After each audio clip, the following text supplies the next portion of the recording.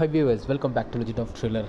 So today we are going to see the Bliss ending explained of Amazon Prime's new movie. So coming to this Bliss, Greg Whittle works in a call center, names technical difficulties.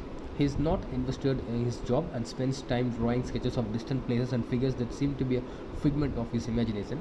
So Greg's boss calls him for a meeting and he tries to lay it off.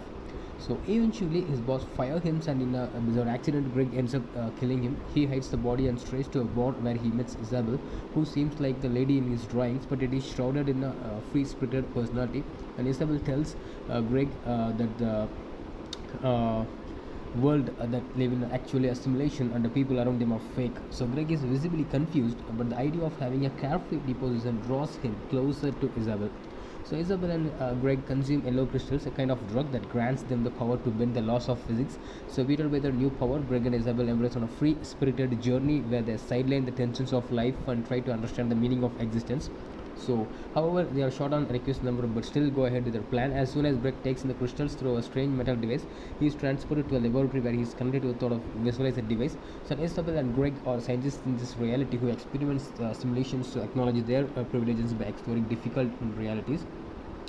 So, the stark differences between the two realities depicting the class conflict wrapped as a social commentary in the film. The idea behind the brain box is to experience different realities that can provide varied social situations. So, dissonant realities, or perhaps allegory to Greg's desire to escape his mundane routine. So, in the end, Greg winds up in a rehabilitation center where he acknowledges his daughter's presence. A different theory to analyze the real conundrum is that Greg might have schizophrenia who desperately wants to change this worldview.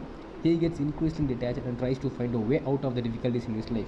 So Bliss narrative forces us to empathize with his character and using the backdrop of social inequality tries to portray the perennial desire to escape to the world that is free from difficulties. And two kinds of crystals occur throughout the film: yellow, which grants the power to bend reality, and blue, which transports a person to a different reality.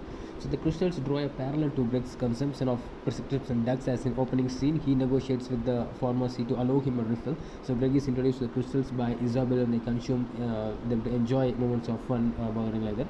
So the film literally combines this aspect of drug consumption by attaching over importance to the crystals. So the characters try to escape, and the dependence on crystals creates problems, kind of stuff.